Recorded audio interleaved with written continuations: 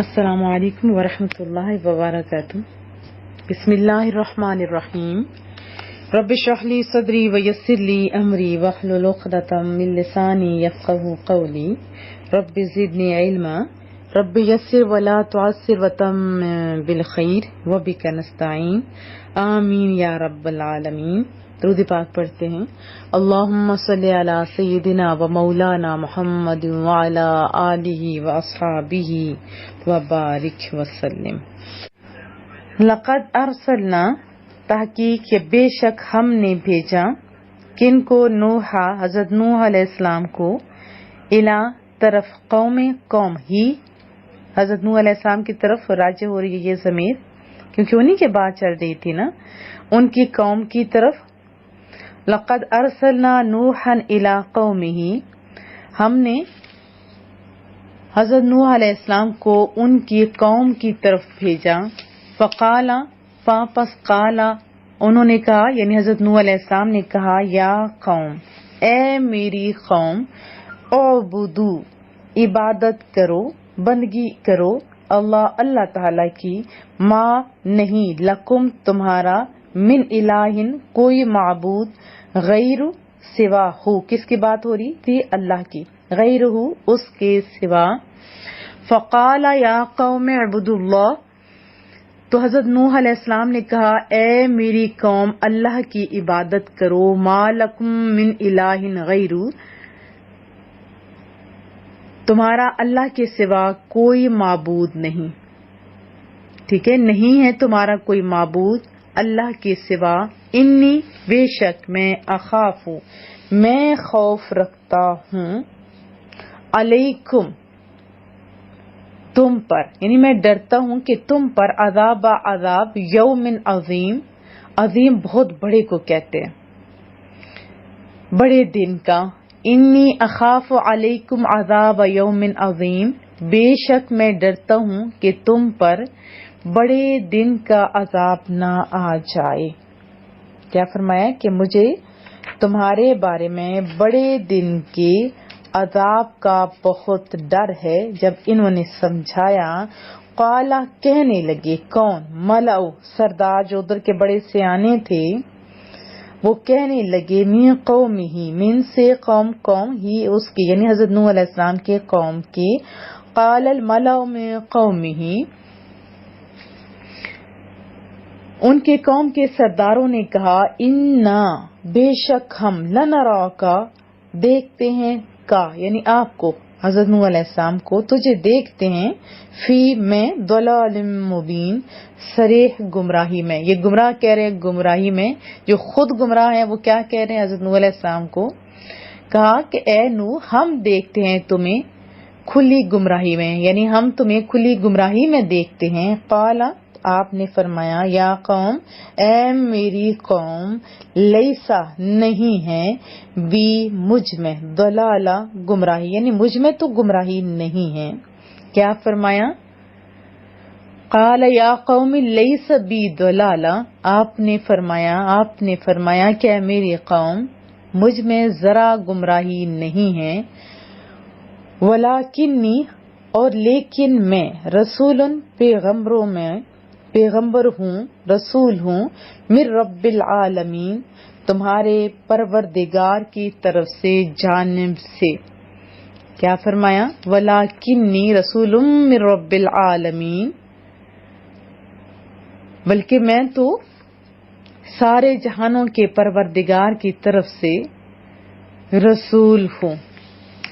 ابلغکم، میں پہنچاتا ہوں تمہیں، رسالات، پیغامات، ربی، اپنے رب کے، ابلغکم رسالات ربی، میں تمہیں اپنے رب کے پیغامات پہنچاتا ہوں، وانصح، اور میں نصیحت کرتا ہوں، لکم، تمہیں، وعالم، اور میں جانتا ہوں، من اللہ ما لا تعلمون۔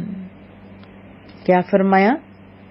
کہ میں اللہ کی طرف سے جو پیغامات ملتے ہیں وہ میں پہنچاتا ہوں، اور میں تمہیں نصیحت کرتا ہوں، اور میں اللہ کی طرف سے جو تم نہیں جانتے میں جانتا ہوں۔ او یا عجب تم تعجب کرتے ہو، تم حیران ہوتے ہو، جاءکم کہ آئے ہیں تمہارے پاس، ذکر نصیحت، من ربکم تمہارے رب کی طرف سے، علی رجل ایک شخص کے اوپر، منکم تم میں سے، لینذرکم تاکہ وہ تمہیں ڈرائے، ولتتقوا اور تاکہ تم پرہیزگار بنو، متقی بنو، ولعلکم اور تاکہ تم پر، ترحمون تم پر رحم کیا جائے۔ او عجبتم ان جاءکم کیا تم تعجب کرتے ہو کہ آئے تمہارے پاس، ذکر من ربکم تمہارے رب کی طرف سے نصیحت، علی رجل منکم ایک آدمی کے ذریعے جو تم میں سے ہے، لینذرکم تاکہ وہ تمہیں ڈرائے، ولتتقوا ولعلکم ترحمون تمہیں غضب الہی سے ڈرائے تاکہ تم پرہیزگار بن جاؤ اور تاکہ تم پر رحم کیا جائے۔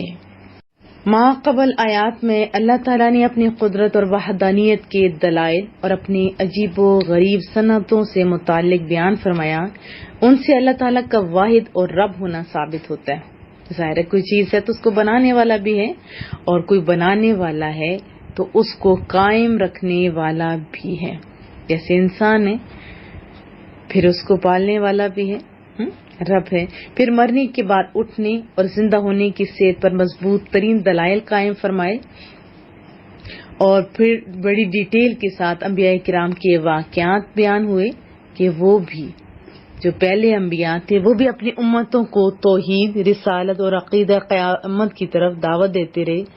تو اس سے کیا پتہ چلا کہ جو اسلام ہے، یہ اس کی جو دعوت ہے یہ کوئی نئی نہیں، بلکہ پہلے انبیاء بھی یہی کام کرتے آئے ہیں۔ بار بار کیوں دہرایا گیا؟ اس لیے تاکہ لوگوں کو سمجھ لگ جائے، جنہوں نے ان کی دعوت پر لبیک کہا وہ کامیاب ہوئے، اور جنہوں نے انکار کیا، معمولی سمجھا، پھر ان کا حال کیا ہوا، وہ کس طرح تباہ و برباد ہوئے، وہ بھی آپ قرآن کریم میں پڑھتے ہیں۔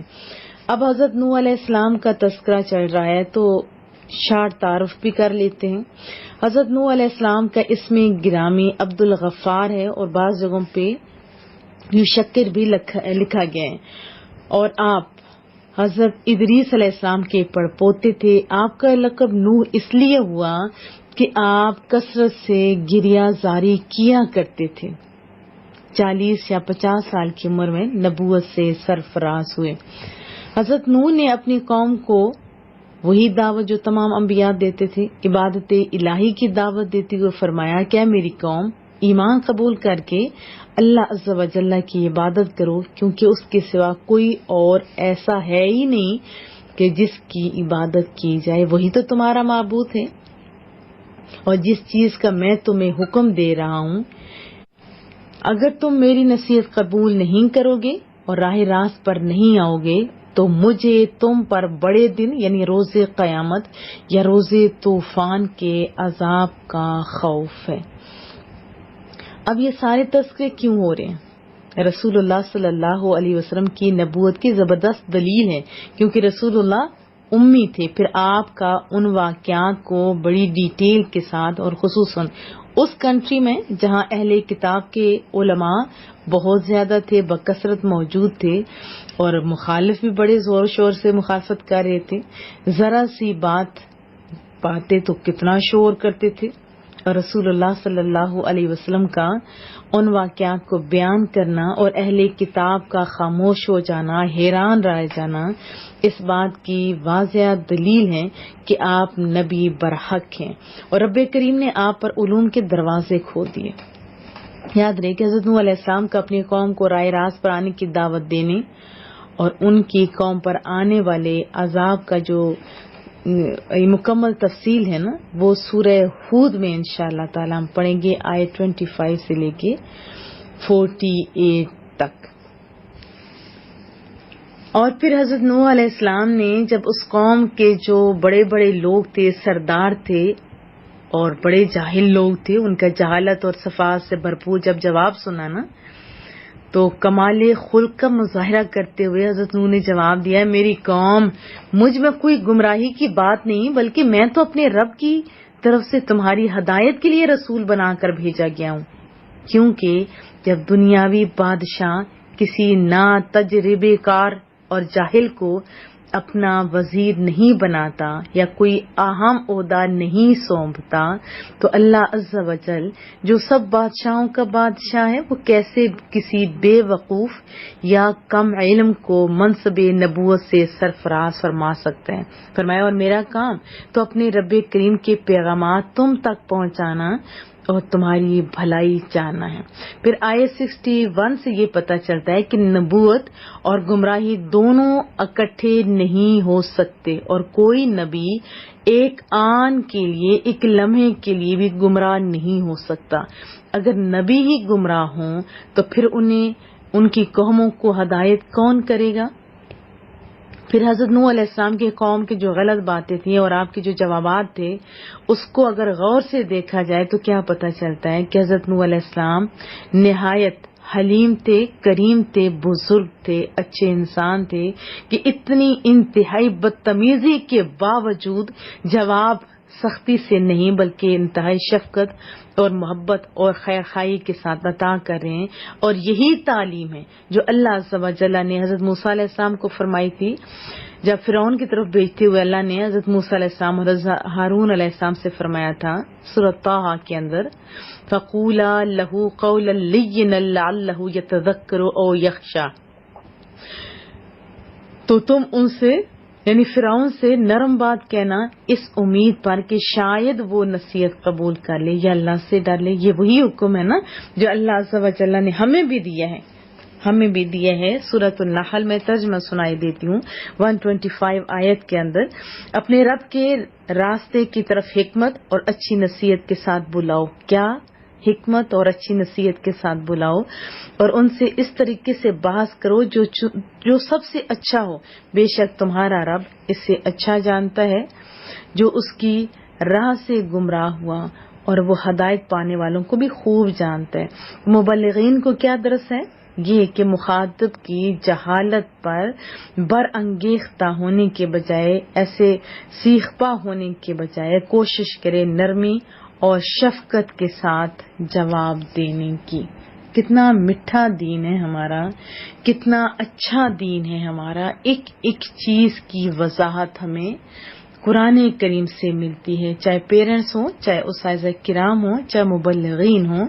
جب بھی کسی کو دعوت دی جائے تو اس انداز میں کہ بھلا انداز ہو، نرم انداز ہو، پھر بھی اگر کوئی غلط الفاظ جواباً آپ کو دیتا ہے، حتی الامکان کوشش کیجیے اگنور کرنے کی یا نرم لہجے میں جواب دینے کی۔ یہ نہیں کہ اگر آپ سخت کہیں گے تو آپ ٹھیک ہے، نہیں، اگر کوئی غلط کہتا ہے تو کہنے دیں، آپ اللہ کی بات مانیں، یقین مانیے کامیابیاں آپ کی ہوں گی۔